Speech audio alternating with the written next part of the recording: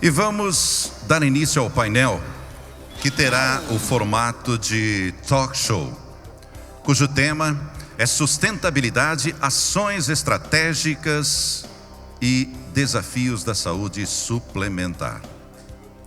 Nós convidamos ao palco o jornalista Heródoto Barbeiro, âncora do jornal Record News e editor do blog do Barbeiro no portal R7, que vai atuar aqui conosco como mediador. Bem-vindo, Heródoto. Convidamos também para participar do talk show Ivo Bucareschi, diretor da Coordenação e Articulação do Sistema Nacional de Vigilância Sanitária da Anvisa. Luiz Carlos Saraiva Neves, presidente da Unidas. E para participar desse talk show, nós convidamos Marta Oliveira, diretora de Desenvolvimento Setorial da ANS, uma das nossas convidadas para este talk show, que não pôde estar presente em razão das fortes chuvas que estão caindo desde ontem sobre o Rio de Janeiro e que provocaram o fechamento dos aeroportos daquela cidade durante todo o período da manhã de hoje. Mesmo assim, nós vamos tentar colocá-la em contato conosco por telefone dentro das possibilidades tecnológicas disponíveis aqui neste nosso ambiente. Informamos que este painel, as perguntas do debate deverão ser feitas pelo próprio mediador, ok? Então, com a palavra, Heródoto Barbeiro. Obrigado, Ronan. Muito bom dia a todos. Muito obrigado pela gentileza do convite. Sinto muito honrado de participar do encontro. Nós, então, temos por telefone a doutora Marta para participar conosco nessa abertura. Doutora Marta, a senhora está me ouvindo bem? Eu estou ouvindo.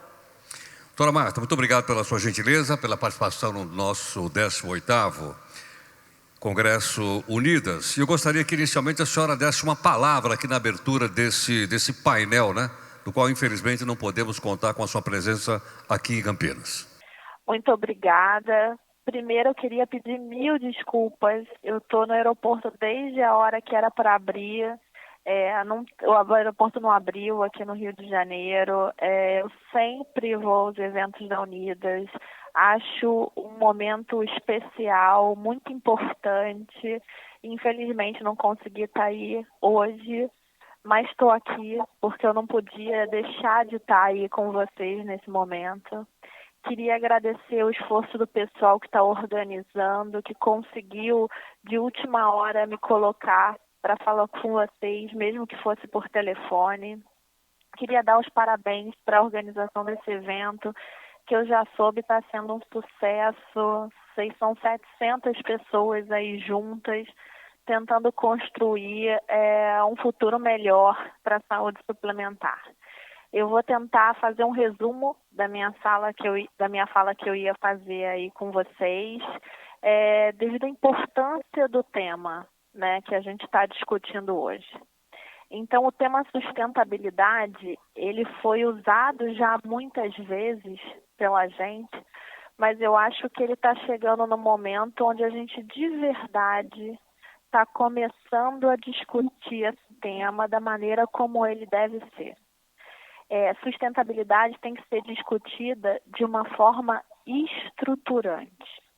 A gente não consegue mais falar de sustentabilidade tentando consertar ou tentando agregar pedaços a esse modelo existente. Então, pela primeira vez, eu acho que a gente está começando a discutir sustentabilidade da estrutura, da forma como deve ser. E aí, eu tenho usado um tripé para discutir a sustentabilidade no setor, que são 3 pontos que são extremamente importantes da gente construir para que a gente construa essa reestruturação do setor. O primeiro é a informação. O uso da informação da maneira com que ela possa trazer para a gente um retorno na prática. O uso da informação, a coleta dos dados, o armazenamento, o tratamento e a forma como a gente leva essa informação para as pessoas, para que a gente tenha um retorno na mudança de cultura, na nova forma de organização do setor, da forma como a gente informa a saúde. A gente ainda está aprendendo a fazer isso no Brasil e esse é um tema de extrema importância. O uso da informação a favor do sistema. O segundo ponto é a discussão de qualidade. Essa discussão, ela vem crescendo no nosso setor, ela vem se aprimorando e a gente precisa cada vez mais tentar discutir o que é qualidade. Sob que ótica ela tem que ser discutida? Hoje a gente tem um projeto que tenta unir a discussão de qualidade para o setor, tratando de prestadores, operadoras, do olhar do beneficiário nessa qualidade. A gente tem muita dificuldade ainda hoje de discutir indicador, de publicizar a qualidade, de expor o que são esses dados, de se permitir avaliar. Então, a gente ainda está crescendo nisso. E a importância de se discutir qualidade, de trazer essa qualidade para todos os temas, tanto da regulação quanto do setor, é de extrema importância e é isso que a gente tem tentado colocar na pauta. E aí, juntar qualidade com informação, com redesenho do modelo, seja do modelo da organização do serviço, que é o modelo assistencial, quanto do modelo de financiamento. Então, todos, no mundo inteiro, tem se estudado redesenho de modelo assistencial, uma nova forma de organizar esse cuidado, e essa discussão, ela sempre vem acompanhada do redesenho do financiamento correto. Então, a gente não consegue fazer um sem necessariamente fazer o outro. Eles precisam vir juntos, precisam caminhar juntos. E é essa reconstrução da prestação de serviço acoplada à qualidade e ao financiamento, eu acho que é o mais importante nessa nova estruturação desse setor. E aí vem o que é a mensagem que eu queria passar para vocês. Isso tudo é possível.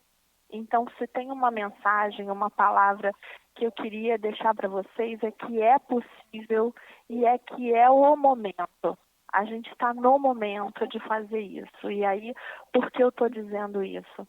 A gente tem tido muito sucesso nos modelos de indução dessa reconstrução, tanto do modelo que se presta cuidado, quanto do financiamento.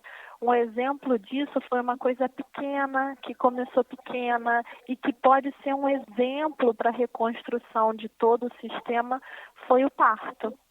Então, hoje, a gente conseguiu em 6 meses regredir o que a gente vinha aumentando durante 10 anos. Então, com uma coisa simples que é fazer o correto, fazer da forma correta, a gente conseguiu reconstruir o modelo de prestação de cuidado para esse procedimento parto, favorecendo o melhor parto, por isso o parto adequado, e fazer com que os números de cesariana regredissem para o que a gente tinha lá em 2005, quando a gente começou a acompanhar esse projeto. Então, a gente vinha há 10 anos vendo esses números aumentarem e a gente conseguiu em 6 meses voltar ao que a gente tinha em 10 anos, mostrando que é possível. E agora a gente está no momento de acompanhar essa mudança de modelo com o modelo de financiamento. Então, 35 operadoras e 42 hospitais já estão se organizando e já estão propondo modelos diferenciados de financiamento para esse procedimento. O que a gente quer com isso? A gente quer que isso possa servir de exemplo para uma reorganização do modelo como um todo. A gente tem dito que a gente conseguiu fazer uma transição epidemiológica a gente já adoece de doenças crônicas, a gente fez uma transição demográfica no nosso país, foi uma grande vitória, a gente aumentou muito a expectativa de vida de uma forma muito rápida, mas a gente não conseguiu fazer uma transição dos modelos de serviço de saúde. A gente ainda atende como se a gente só tivesse doença aguda, com uma porta de emergência gigante aberta, sem continuidade do cuidado, sem uma organização desse cuidado, de uma forma muito pouco efetiva e muito custosa. Então, se tem uma mensagem que eu acho que a gente precisa deixar é que é possível. A gente provou que é possível. O que a gente precisa? Do esforço de todos para que seja o momento e que as pessoas consigam. E aí a gente só vai conseguir se todos do setor estiverem na mesma mesa, com o mesmo intuito, pensando no mesmo lugar, né? E talvez esse seja o ponto crucial da gente começar a discutir, né? A gente vive num setor onde o custo da desconfiança, essa dificuldade da gente se enxergar como um setor completo, dificulta muito com que a gente caminhe nesse setor. Então, de novo, eu quero reforçar a fala do é possível e é o momento. E é isso que eu sei e que eu espero que vocês consigam tirar desse evento de hoje e de amanhã, que está sendo tão bacana, com tanta mesa importante, com temas tão importantes que no conjunto eu tenho certeza que vão conseguir apontar também para esse lugar. Queria de novo pedir 1000 desculpas, estou super triste de não poder estar aí junto com vocês, discutindo isso e participando disso, e agradecer de novo a oportunidade de estar aqui, pelo menos falando com vocês da maneira como foi possível. Obrigada. Doutora Marta, muito obrigado. Queria agradecer a gentileza da sua participação e abusar um pouco mais da sua presença conosco. Rapidamente uma pergunta. Como é que a senhora avalia o papel dos planos de saúde na modalidade de autogestão? A senhora acha que a ANS está sensível e preocupada? Dos planos de saúde? A senhora está me ouvindo? Como eu avalio o papel dos planos de saúde? Isso. Na modalidade de autogestão. E se a senhora acha que a ANS está sensível e preocupada em que o problema verificado com grandes operadoras com fins lucrativos atinja em cheio as autogestões? Então, o papel das autogestões é fundamental. A gente sempre discutiu isso, e eu tenho discutido muito isso com todas as operadoras. Elas têm uma possibilidade de transformação e de uma população que é diferenciada em relação às outras populações de plano de saúde. Então, a possibilidade da gente tentar criar, a partir das autogestões, como a gente vem fazendo há muito tempo, modelos diferenciados que a gente possa testar nessa população, que é mais estável, que acompanha a operadora por mais tempo, por isso mesmo envelhece mais dentro dessa carteira.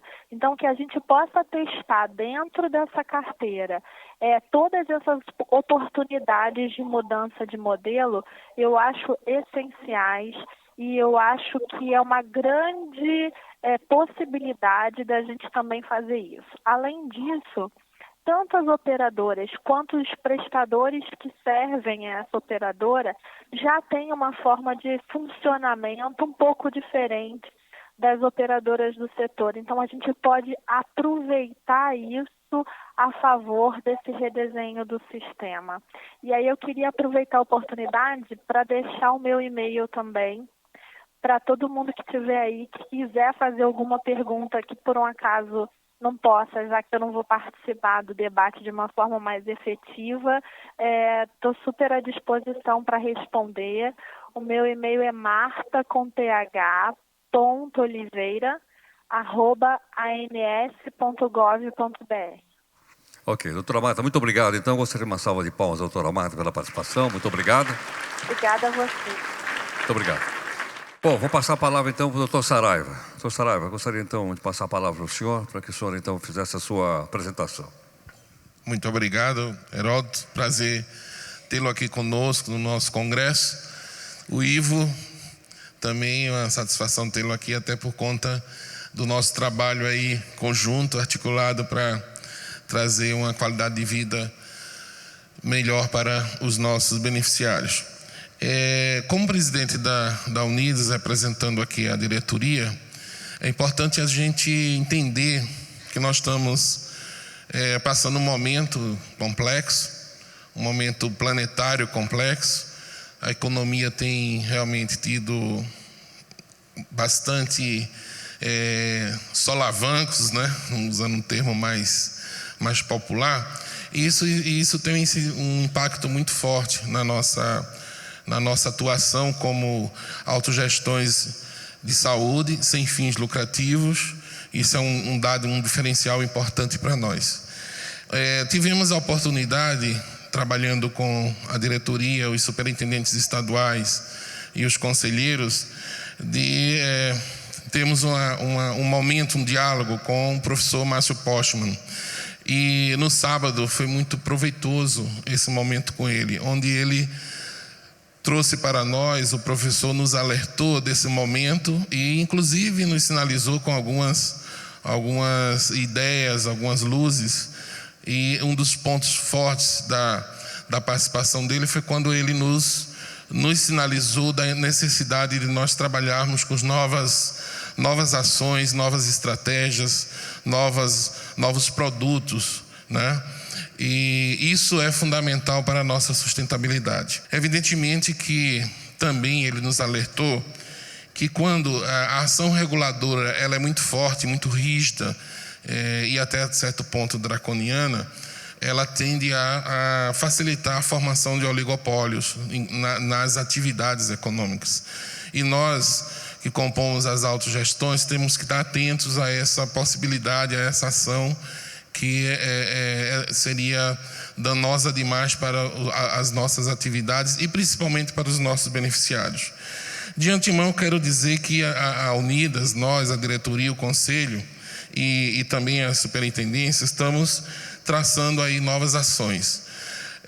Um dos momentos marcantes de nossa ação já vem desde a gestão passada, foi justamente a aproximação efetiva junto à ANS, junto à Anvisa e também apoiando diversas ações institucionais importantes, como foi o caso da questão das OPMEs, né? A CPI e a investigação, o trabalho que foi feito interinstitucional coordenado pelo Ministério da Saúde.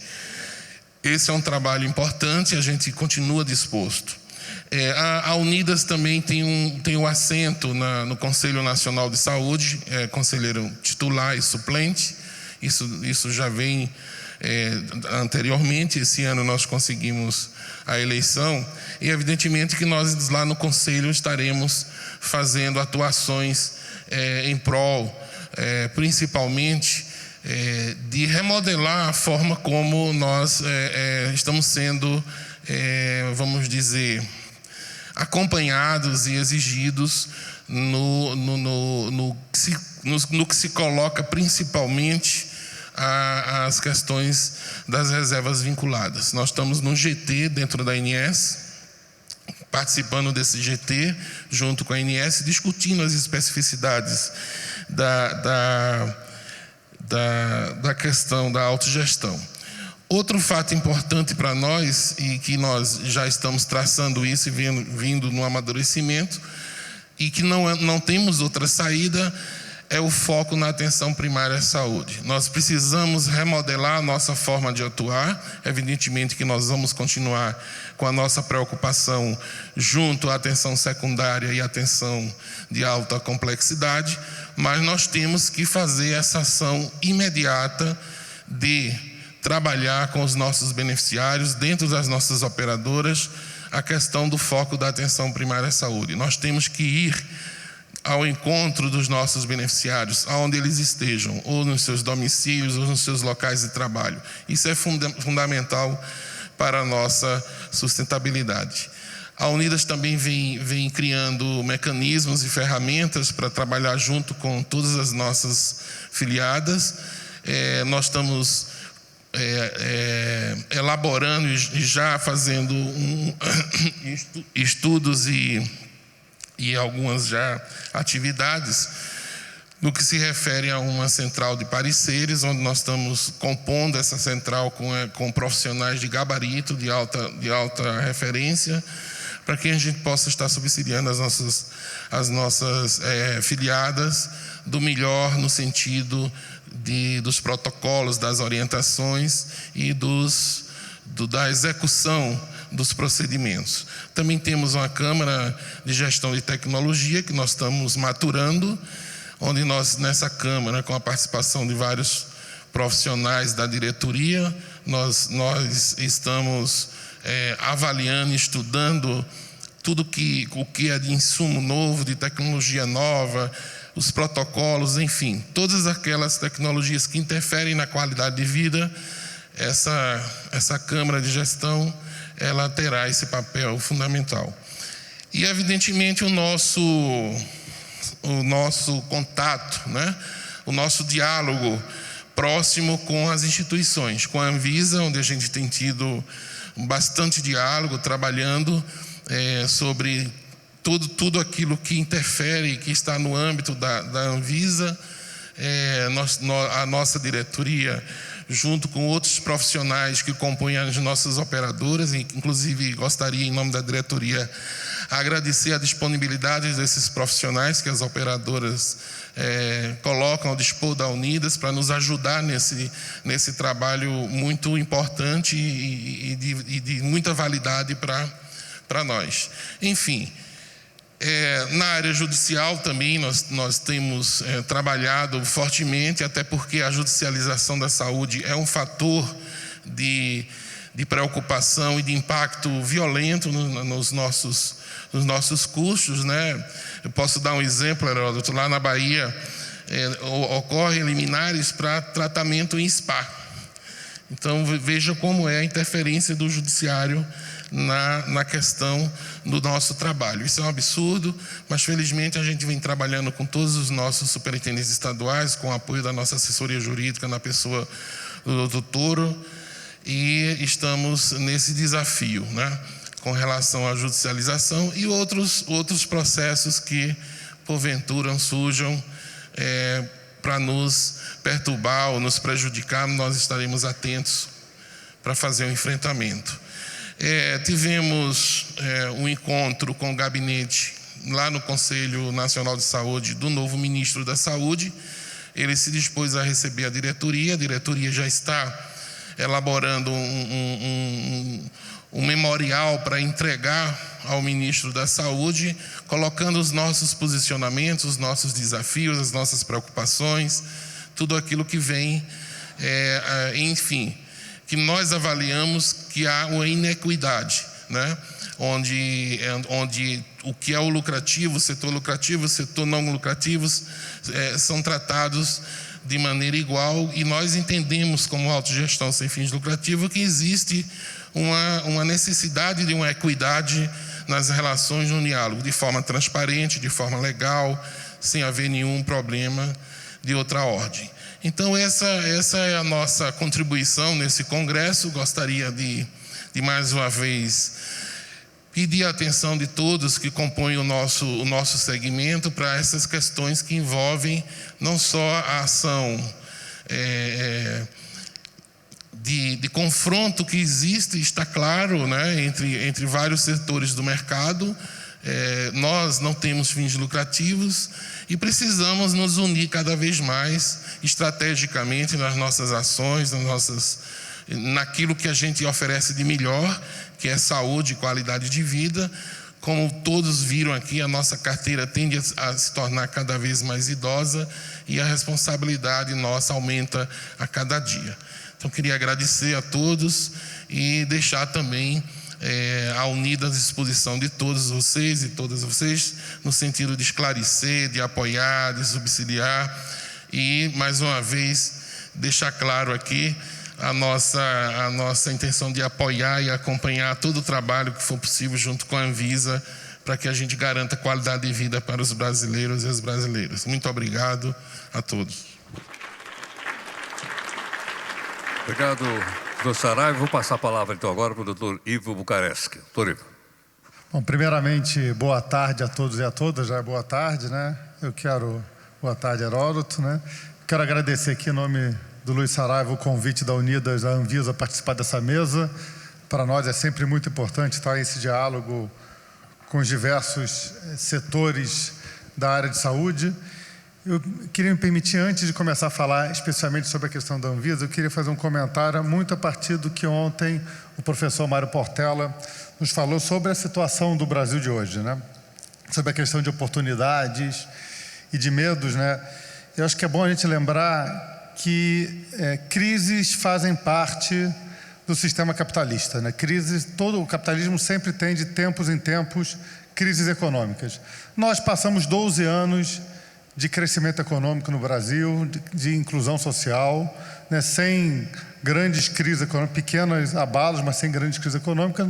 Estamos num momento em que o mundo está em crise e que nós estamos em crise um pouco maior do que o resto do mundo, até pela nossa crise política que está contaminando a crise econômica. Mas nós somos um país forte.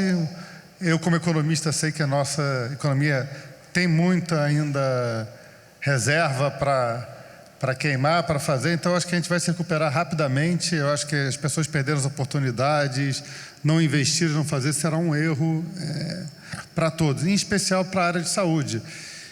Eu, como economista, acompanhei, a área de saúde teve uma característica diferente do resto da economia. A economia crescia, mas a economia na área de saúde cresceu esse período todo sempre mais de 2 dígitos.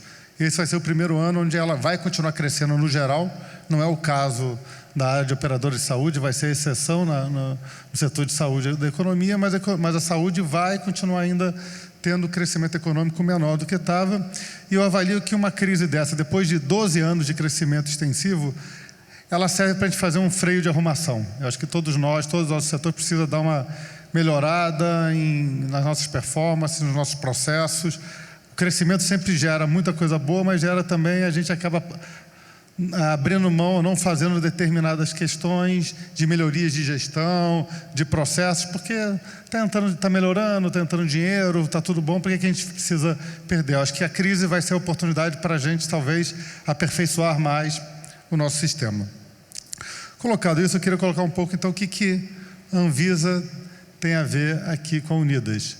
Nós temos aqui uma situação até também interessante. A Anvisa, ela tem a função de garantir a segurança sanitária da população, garantir que os produtos e serviços sujeitos à vigilância sanitária sejam devidamente eficazes e seguros, né? Eficaz e seguro não significa risco zero, não existe segurança 100%, nem eficácia 100%. É garantir que, dado o que você precisa, está garantido que há uma eficácia até certo nível, você tem grande probabilidade de conseguir, num determinado nível de segurança, né? Ou seja, a segurança de um medicamento, de um analgésico para dor de cabeça, não é o mesmo que para um oncológico, né? E isso faz parte do papel da Anvisa.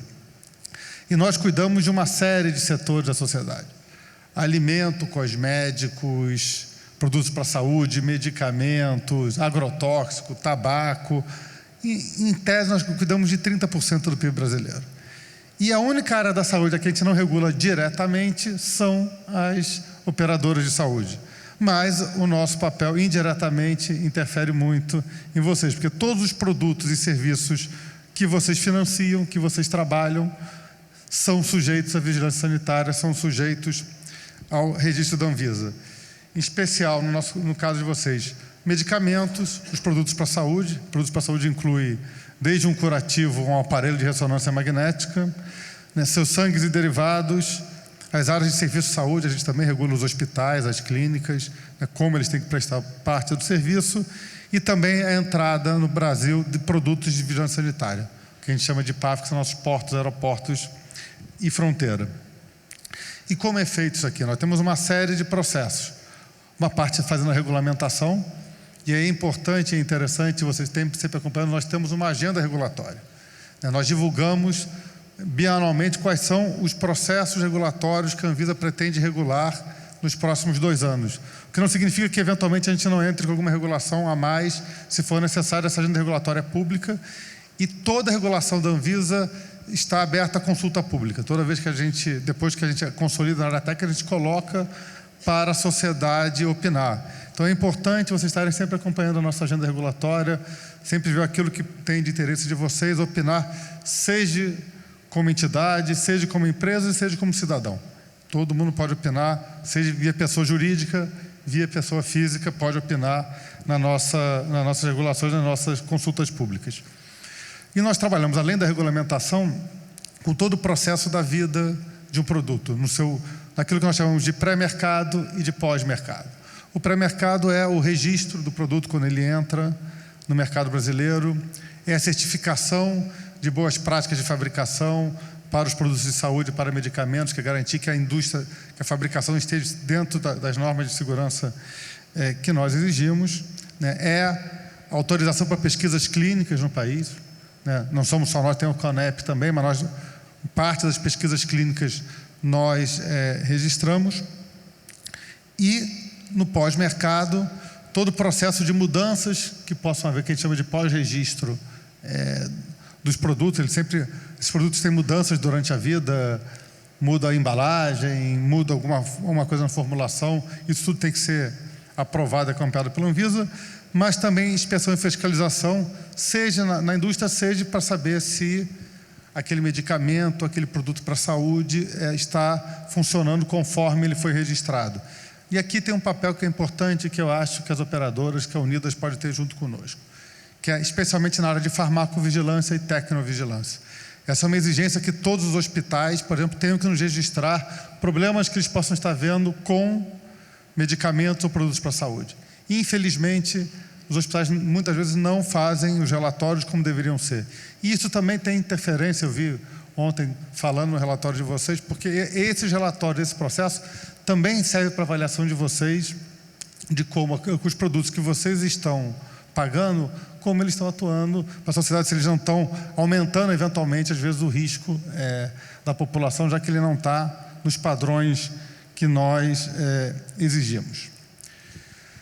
Bom, outra coisa importante é ver, assim, para o setor, o medicamento, eu acho que é uma das coisas mais conhecidas pela Anvisa, e aí eu acho que o nosso papel no dia a dia, além da garantia da qualidade, existem questões que interferem para vocês no dia a dia. No próprio registro. Toda vez que a gente registra um novo medicamento ou um novo produto para a saúde, isso significa uma mudança tecnológica no país, significa novas demandas ou alterações de demanda de produtos no país, né? Se eu crio um novo medicamento que pode ser mais eficaz, mais eficiente ou mais seguro do que os outros, isto vai virar uma mexida no mercado e a procura dessas opções, ou que cria uma nova opção terapêutica para as opções já existentes, mesmo que eles não sejam efetivamente melhores do que os anteriores. Isso significa custos, muitas vezes, para mais ou para menos. Eventualmente aparecem medicamentos que são menos custosos do que as opções anteriores. Em geral não é isso, mas mas às vezes acontece, né? E a Anvisa, além de registrar o medicamento, nós temos a CEMED, que é um conselho interministerial, mas que funciona dentro da Anvisa, que a equipe técnica é da Anvisa, e que eu tive o prazer e o orgulho de ter sido secretário executivo dessa Câmara antes de ser diretor da Anvisa, que faz a regulação econômica dos medicamentos, né? O mundo inteiro, tirando os Estados Unidos, todos os países que têm mercados relevantes têm controle de preço de medicamento. Nós controlamos, acho até que temos que melhorar o nosso sistema. Ele serviu muito para a nossa realidade, que era dos anos 90 em comparação a hoje, mas precisa ter aperfeiçoamento, mas isso depende também de mudanças da lei. Mas a CEMED hoje trabalha precificando os preços de medicamentos no Brasil, seja os medicamentos novos, seja os genéricos, sejam os similares. Ele tem um processo importante. Nós temos a nossa revista de preços. É importante definir que nós definimos há algo em torno de 5 anos atrás que os hospitais, clínicas não podem vender medicamentos pelo preço máximo ao consumidor. Eles têm que vender pelo preço de fábrica, cobrar seja do paciente, seja do SUS, seja das operadoras de saúde. Eles só podem cobrar no máximo o preço de fábrica, porque a gente considera que Hospital não é farmácia, não é varejo de farmácia, o lucro dela não tem que vir da venda de medicamentos, de equipamentos, tem que vir da prestação de serviço. Então, a tabela da CEMED é pública, ele pode ser consultada no nosso site, né, é de fundamental importância. Né, nós temos também, na discussão de medicamentos hoje, que às vezes é importante vocês verem, a questão de desabastecimento de mercado no nosso site. Está tendo, especialmente por conta do aumento do dólar, falta de alguns medicamentos, até às vezes estratégicos. Muitas vezes, ou para de produzir, ou é produtor que produz o medicamento mais barato. Nós já vimos isso em alguns casos, está acontecendo isso agora, de que não há desabastecimento no mercado no sentido de faltar mercadoria, mas aquele que produzia mais barato parou de produzir, e isso significou uma elevação de preços e custos no mercado. Nós temos um relatório também acessível na nossa página, dizendo quais foram os medicamentos que estão em desabastecimento. Porque toda a indústria, quando ela para de produzir, ela tem que informar a Anvisa, ela tem que dar no mínimo 6 meses antes de parar a produção. A Anvisa pode exigir que ela continue produzindo até 1 ano, dependendo do impacto que ela pode ter. E ali nós temos o relatório por indústria, por princípio ativo, por marca, quais são os medicamentos que estão em desabastecimento. A questão da judicialização também é uma questão que a gente tem acompanhado muito de perto, de maneira preocupante, em especial porque nós estamos percebendo que existem muitos processos judiciais que estão trazendo medicamentos e produtos para a saúde que não têm registro no Brasil. Obviamente, existem casos que são excepcionalidade, que realmente assim, a única opção terapêutica para aquela pessoa no mundo é aquele medicamento, e ele já tem eventualmente registro em outros países, e ainda não foi registrado no Brasil porque a empresa não pediu registro. Isso é importante saber. Às vezes as pessoas acham que a gente dá registro da nossa vontade. A gente só dá registro de medicamento se for pedido por alguém. A Anvisa não tem o poder de quero que esse medicamento entre e registrar. Né? Tem que ser alguém, uma indústria, um laboratório público, um governo, alguém tem um importador, tem que pedir o registro para a gente. Mas a gente tem visto muitas vezes que você tem medicamentos que ainda estão em fase experimental, que ainda estão em teste, em pesquisas, que estão sendo judicializados e comprados, e na verdade o SUS ou as nossas operadoras de saúde estão financiando pesquisas que deveriam ser pagas e bancadas pelos laboratórios e não pela população brasileira, via seja o SUS, seja a nossa saúde suplementar. Então, isso é uma questão importante. Já teve um decreto da presidente dizendo que só poderia comprar e importar medicamento registrado na Anvisa. Nós temos trabalhado muito também com o judiciário no incentivo à criação dos NATs, nos núcleos de assistência técnica em saúde, para que eles avaliem efetivamente se aquele medicamento é necessário, se aquela opção é necessária e se aquilo não é um medicamento em fase de pesquisa. Né? E a outra questão que a gente tem trabalhado muito hoje, que até o Saraiva citou, é a questão das OPMEs. Né?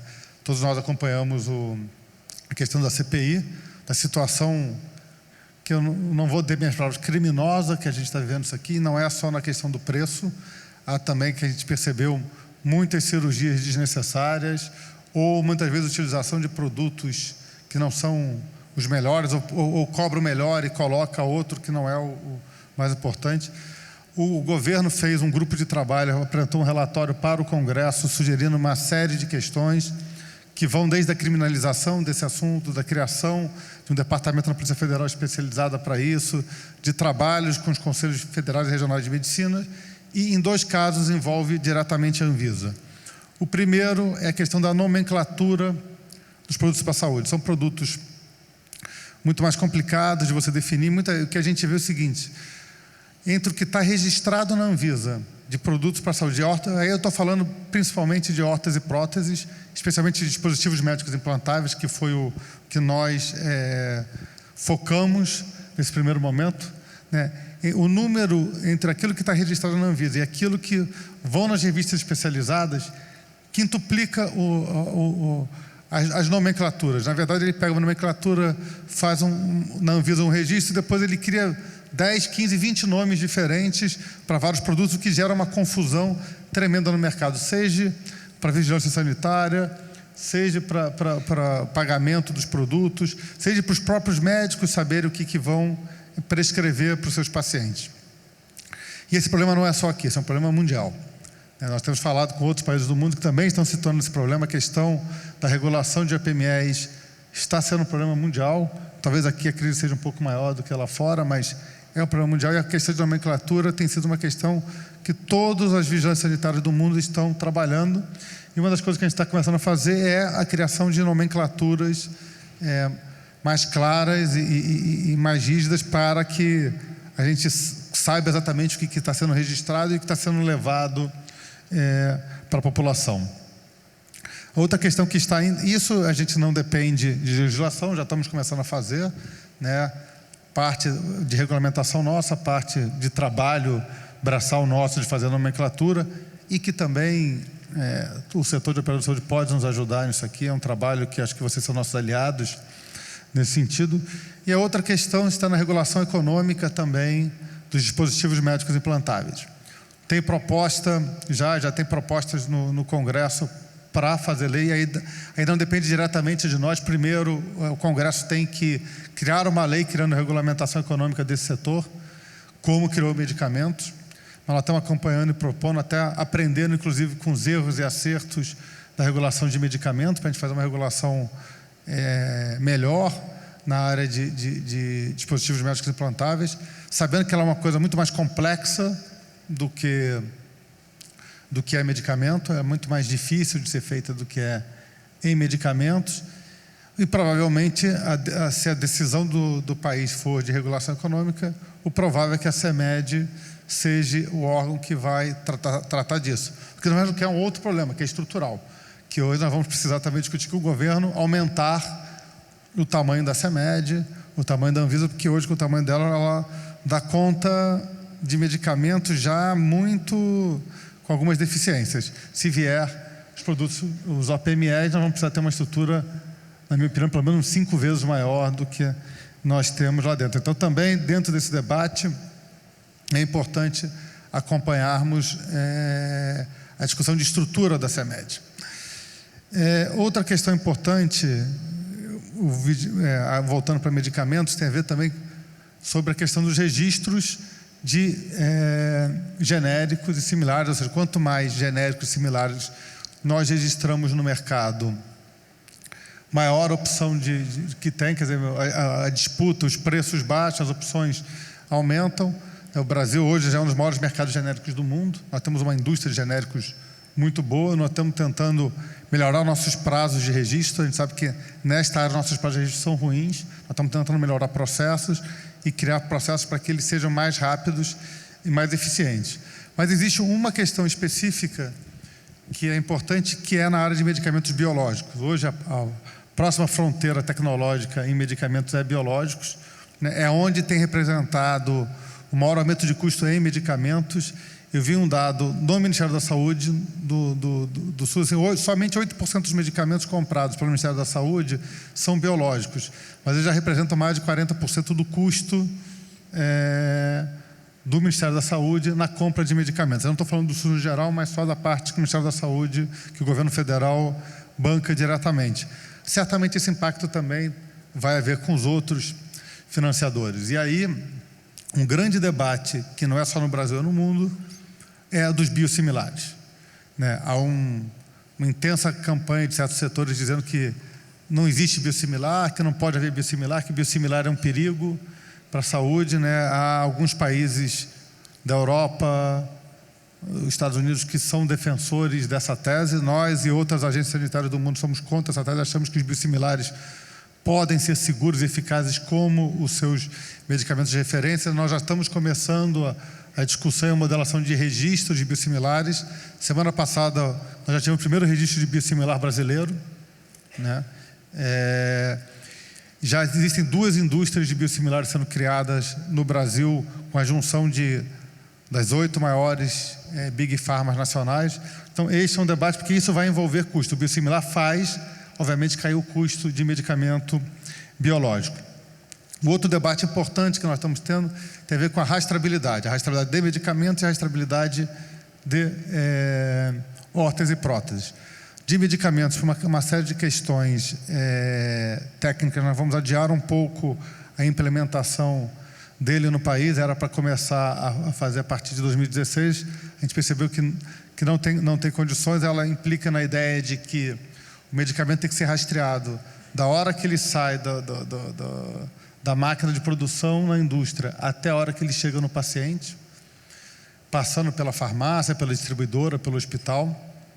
Isso vai nos permitir, não só que a gente tenha uma melhor avaliação de onde estão os medicamentos no Brasil, garantir para a pessoa que o medicamento que ele está tomando seja verdadeiro, não seja nem roubado, nem falsificado, mas ela vai ter um impacto também importante na área de segurança do paciente. Eu tenho visto em alguns casos, alguns hospitais de grande porte que já estão fazendo rastreabilidade para dentro, da porta para dentro, fazendo até a ponta do paciente, e isso diminuiu muito o número de erros de medicação, o que significa menos rehospitalização ou menos tempo da pessoa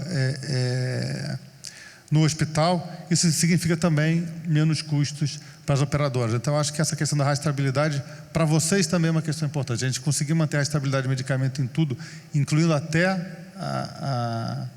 o leito do paciente, né, eu acho que é um trabalho importante. Assim como nós estamos discutindo, e está em discussão na nossa agenda regulatória agora, a mudança das etiquetas e a rastreabilidade de órteses e próteses, que vai nos permitir, inclusive, uma melhor rastreabilidade, saber se efetivamente aquele prótese que o médico falou que colocou na pessoa é aquele que ele colocou, né? Ela vai nos servir para isso. E para terminar, já que meu tempo aqui está terminando, só para encerrar, eu acho que uma outra questão importante, que também é um trabalho contra nós, são a incentivo à criação dos núcleos de segurança do paciente, né? Muitos hospitais já estão colocando, é uma regra obrigatória, todo hospital tem que ter núcleo de segurança do paciente, tem toda uma série de regras, a Anvisa é que está coordenando pelo Ministério da Saúde isso, e ele tem uma importância exatamente para a gente começar a discutir a segurança do paciente em todos os sentidos, do erro da medicação, da questão da queda, da infecção hospitalar, dos erros de cirurgia. Esses núcleos são importantes, tanto do ponto de vista da saúde das pessoas, porque significa que eu entre no hospital para tratar de um determinado problema de saúde que eu tenho, eu não saio com outros problemas que eu ganhei no hospital, né? E que significa, obviamente, também um aumento de custos por mais tempo de internação, por mais reinternação ou por tratamentos que a pessoa vai ter que fazer em casa. Então, uma das coisas que a gente até chama e pede para que a Unidas nos ajude é no incentivo, na obrigatoriedade de que os hospitais efetivamente montem núcleo de segurança do paciente, não só no papel, mas que eles realmente atuem para melhorar a segurança do paciente dentro dos hospitais. Obrigado. Muito obrigado. Bom, eu queria aproveitar a oportunidade, não podemos deixar passar, obviamente, mesmo para fazer algumas perguntas. Doutor Saraiva, o senhor citou agora há pouco um trabalho feito pelo economista Márcio Pockmann, que é professor aqui da Unicamp, isso aqui em Campinas, aqui tenho a oportunidade também de encontrá-lo em várias oportunidades. E queria perguntar o seguinte: se esses dados da pesquisa divulgados pela Unidas mostram que a maior parte da população de idosos dentro dos planos de saúde está exatamente na autogestão. Então, uma pergunta direta: os planos de autogestão estão preparados para receber esses idosos como eu, que dão maior despesa do que os jovens, por exemplo, como o Ivo? Então, com o que nós estamos trabalhando hoje, exige uma mudança. Então, como eu falei, esses idosos, eles precisam ter dois tipos de acompanhamento: aqueles que são os crônicos, os idosos que têm problemas crônicos, doenças crônicas, que precisa ter um cuidado, um zelo maior por parte das equipes e das operadoras, e o foco que nós vamos ter que ter a partir de então, que é a atenção primária à saúde. Conseguimos uma qualidade boa no que se refere ao cuidado dos idosos, dos crônicos, trazer esses idosos para programas de promoção da saúde, principalmente no que se refere a ações lúdicas, ações de lazer, enfim. e o acompanhamento que esses programas possibilitam, evitando a hospitalização. Nós temos exemplos vários em diversas operadoras onde idosos acompanhados dessa maneira vão menos para o hospital, têm mais qualidade de vida. Então, o desafio maior nosso que nós precisamos dentro das nossas autogestões é desenvolver esses programas de promoção e prevenção, que esse é o grande salto de qualidade que nós temos que dar a partir de agora. Torinho, uma outra pergunta agora para o senhor. Já que, Ampação, o senhor disse que a Anvisa testa a qualidade, agora eu pergunto o seguinte: atesta a qualidade de produto independente do valor comercializado com os planos de saúde? A pergunta direta é o seguinte: não poderia haver, de alguma forma, uma regulação de preço semelhante ao que acontece, por exemplo, com os medicamentos que todo mundo conhece?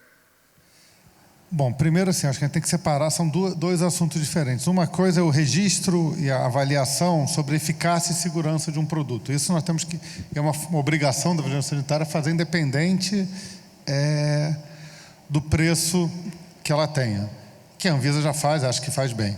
A outra coisa que eu acho que tem que ter feito é a discussão de quanto custa isso, né? De ter uma regulação econômica e um controle de preços, como nós já fazemos em medicamentos. Eu acho que nós também teríamos que fazer, não sei se em todos os produtos para a saúde, mas pelo menos em alguns mais sensíveis, especialmente nos chamados dispositivos médicos implantáveis. E acho que nós temos uma terceira, inclusive, fator a ser feito. E isso, só para voltar, não depende de uma decisão da Anvisa, depende de uma decisão legal. O Congresso é que tem que dizer, haverá regulação econômica e vai ser a Anvisa ou vai ser um órgão X do governo que fará o papel de regulação econômica nesse sentido. Mas existe uma terceira questão, que nós já temos hoje no Brasil, recente, que os países do mundo têm, que é a discussão da incorporação tecnológica desses produtos, inclusive de uma avaliação, a gente chamaria de economia da saúde, que não é só o custo-benefício para o paciente, mas o custo-benefício, às vezes um equipamento, algo pode ser, em tese, mais efetivo, mas o custo dele é muito maior, dada a efetividade que ele pode ter para os pacientes. Então é melhor a gente manter aquele de baixo custo no grande geral, e nem isso aqui vai para a segunda linha. A Conitec, por exemplo, faz isso para o SUS, começa a avaliar se você incorpora ou não determinadas tecnologias dentro do SUS, e a ANS faz isso para os planos de saúde. Agora, eu acho que a gente precisa cada vez mais sofisticar no país, seja no setor público ou no setor privado, os nossos processos de análise de economia de saúde. Às vezes um procedimento pode ser até mais caro, mas ele vai gerar tão menos hospitalizações depois e outros custos paliativos que vale a pena fazê-lo, e outros às vezes, ele é muito mais eficiente, mas o grau de custo dele é tão alto que o ganho de eficiência que ele dá não vale a pena em relação, no geral, em relação às opções já existentes. Agora, é importante ressaltar uma coisa sobre a CEMED. Eu gosto, mas as pessoas pensam na CEMED só como um órgão de preços. Mas na hora que você define preço, a CEMED tem, de medicamento novo, ela tem 2 níveis de preço de medicamento novo, chamado nível 1 e nível 2.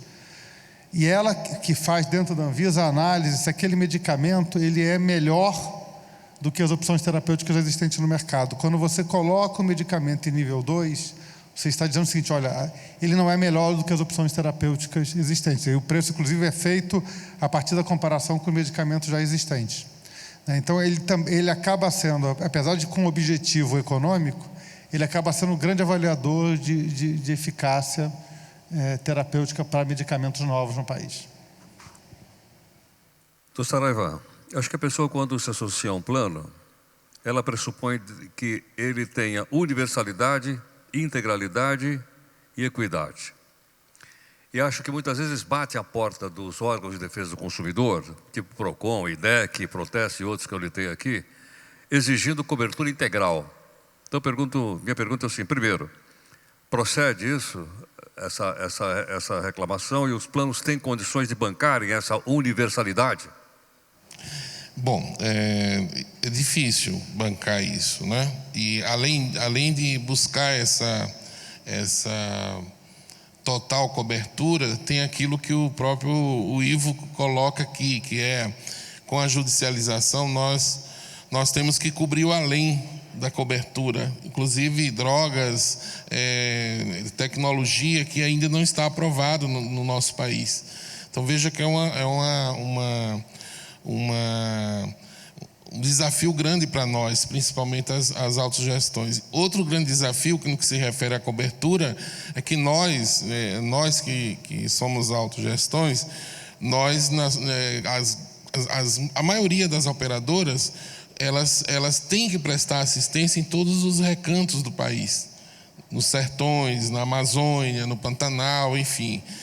E é diferente de outras operadoras que estudam o mercado para depois entrar naquele mercado e oferecer seus produtos. Nós não, nós temos uma obrigatoriedade de estar presente em todos os rincões do nosso Brasil. Então, esse é o grande desafio que está colocado para nós e que a gente vem, eu entendo que nós estamos fazendo um bom trabalho e agora nós precisamos melhorar.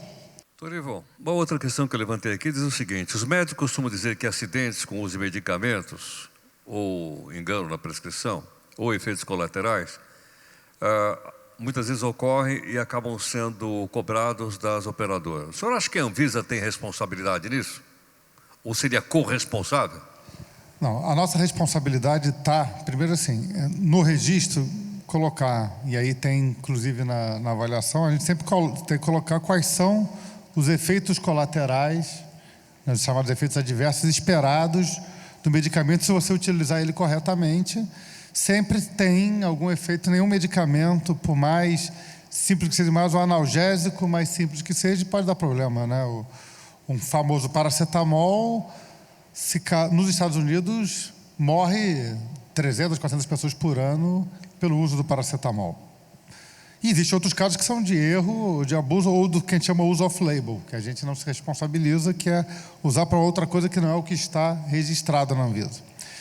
A nossa responsabilidade, na verdade, se dá se a gente não consegue pegar um produto que está registrado com determinado tipo de qualidade e se está sendo vendido diferente daquilo que foi registrado. A nossa responsabilidade é conseguir pegar isso aqui na fiscalização e retirá-lo do mercado. Agora, é muito difícil dizer assim, nós não podemos ser responsáveis se houve os efeitos colaterais esperados, porque aquilo está dentro do risco colocado ao paciente, né? Deve todo mundo ler a bula do medicamento antes de tomá-lo. Ou dos usos abusivos, ou de um erro de medicação que não foi feito nisso, foi feito pelo profissional de saúde que errou a medicação. Essa é a responsabilidade de quem fez, não é a responsabilidade da Anvisa. Doutor Saraiva, na avaliação do senhor, a ANS, ela promove reajustes justos dos planos, ou esses reajustes são menores do que a inflação, chamada inflação médica? Na realidade, falando em termos de autogestão, os reajustes que nós fazemos tendem a atender aquilo que a gente chama da própria sustentabilidade do custeio. Então, nós estamos passíveis de ter que dar reajustes maiores, porque há um impacto realmente da inflação saúde e de outros componentes que vão interferir nessa situação. Penso, e a gente tem trabalhado muito como autogestão, como Unidas, que esse GT que nós temos junto à Unidas, dentro da Unidas, entre Unidas e na interlocução ANS e Unidas, a gente vem trabalhando também essa discussão da questão dos reajustes. Mas aí, Heródoto, é difícil, porque cada operadora tem uma população diferente. Nós temos, você viu na pesquisa, nós vimos aqui, a questão da população idosa, que é uma sinistralidade muito alta. Isso requer um custeio maior. E existem nas diversas operadoras da autogestão, das mais de 130, um mosaico de perfil populacional que vai interferir em cada reajuste que tem que ser dado no custeio do plano. Então, na realidade, dizer se a ANS está sendo justo ou não ficaria difícil, porque a gente precisaria entrar nesses números, avaliar e ver se realmente esses índices que a ANS defende estão justos ou não. Vai impactar diferentemente em cada operadora. por conta do estudo diferencial que existe entre um e outro, né? A operadora, por exemplo, que eu represento, ela tem acima de 50 anos mais de 60% da sua população. Então é diferente de uma que tem 20%. Então isso interfere no cálculo do reajuste do plano, além dos outros fatores externos, como por exemplo o dólar, que é o referencial da grande maioria dos insumos, né?